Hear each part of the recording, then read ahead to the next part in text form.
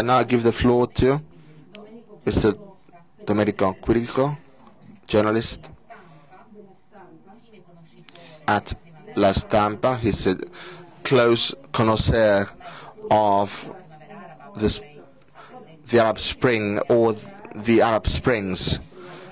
He lived personally the difficult experience of kidnapping, first in Libya and then in Syria. He was freed after 5 months of detention. The floor is yours.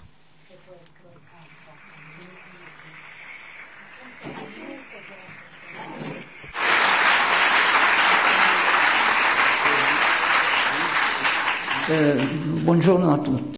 Good morning. My job is pretty strange.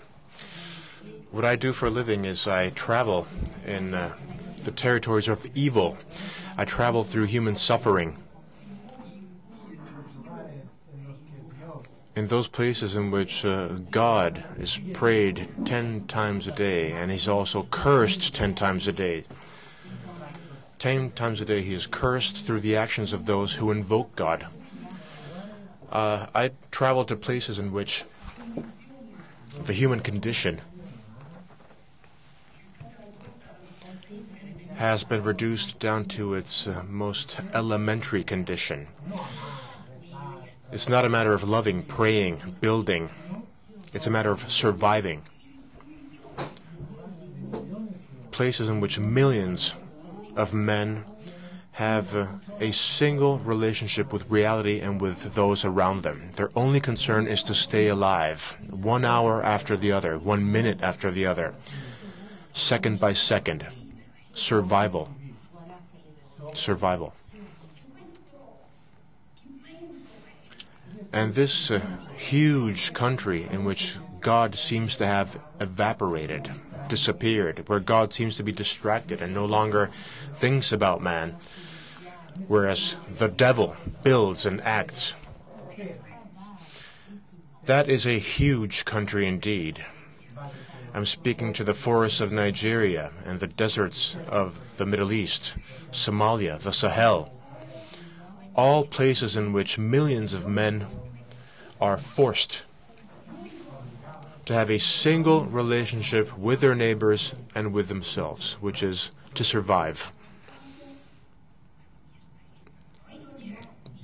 I was also a prisoner of this new Leviathan, the one we are facing, just 2 hours away by plane. Syria. Think of Syria. 200,000 victims. 200,000 victims. Non-combatants, not people holding machine guns. I'm talking about children, women, men, the elderly, people who were desperately trying to survive and who were swept away. They were swept away. Swept away. Yesterday, I was listening to what the Yazidi MP from Iraq was saying. I just got back from the Nineveh plain in Iraq. And that is yet another place in which the devil works through men. Because that is what evil is. Evil is what we do. It can also be what we do not do. I want to give you a different take on my very humble interpretation as a witness and as a traveler. Let's take a step back from the topic of religions or faith. Let's try to imagine that we are building, that in front of us, a new, or rather an ancient and terrible yet new phenomenon is arising. It's a phenomenon that we in Europe are aware of, and we in fact were the first witnesses and victims of it. The birth of a new form of totalitarianism. The birth of a new totalitarian system. There have been excellent definitions of what totalitarianism is. And I have a very simple definition myself. Totalitarianism is a place in which man is condemned to death or condemned to suffering, not because of what he does, but because of what he is. A place in which he is condemned given his identity, his passport, his ID. A condition in which he is swept away and erased because he is a Jew, because he is a member of the Yazidi community, a Christian, a Tutsi, because he is a kulak. That is what totalitarianism is. The cancellation of man, regardless of his or her actions. And what we are seeing, what is arising before us,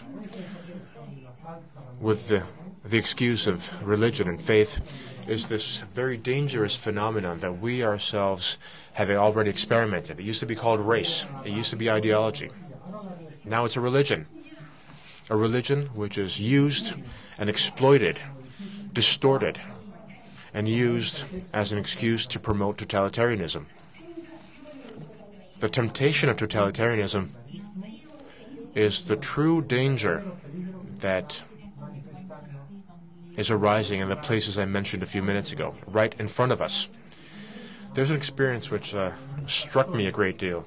In the past few days, a lot has been said about the murder of my colleague Foley, the American journalist. Who was the man who cut his throat? And there are a number of theories on who he may be. And the three main theories are that his killer is an Englishman, and three names were made, three identities were mentioned. And again, I'm not interested if he's really the cutthroat, the man. He may have been a physician, a singer, or a drug dealer. These are the three people he could be. Now let's ask ourselves,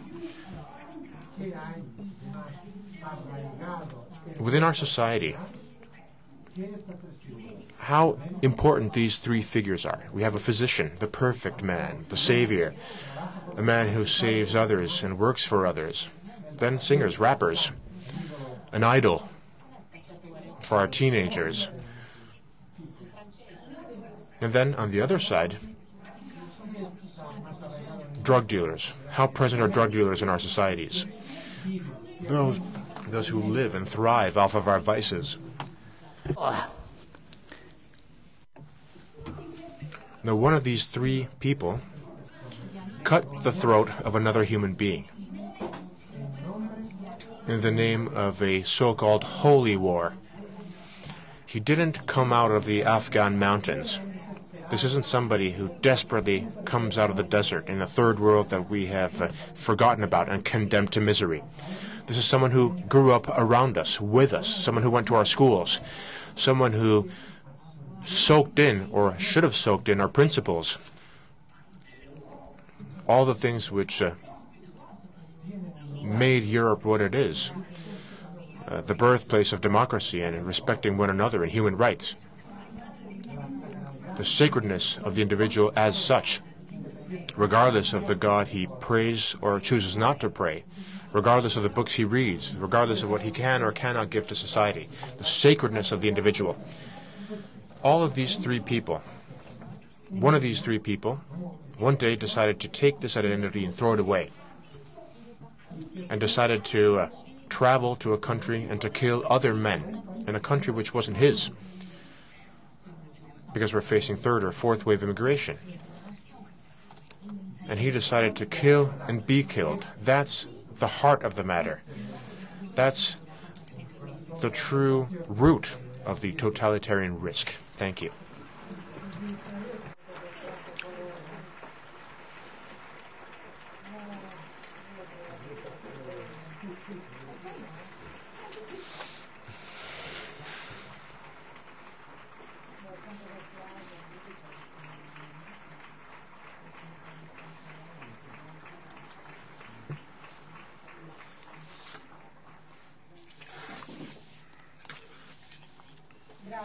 Thank you, Mr. Quirico, for your testimony. A very impressive one, because it talks about your experience. You have been a direct testimony of many types of terror. For example, what you said about Syria, but also what is very important for us is your analysis of the situation. It opens up a frightening perspective, because you speak about the appearance of a new totalitarianism which tries to annul humanity. It's a frightening perspective,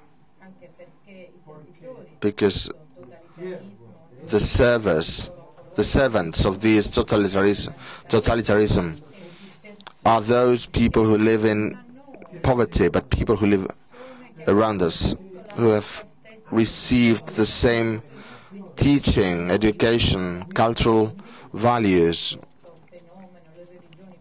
So religions can do very much and can become an answer for this. The reflection that leads is what is the answer that religions can give to this world with so many problems.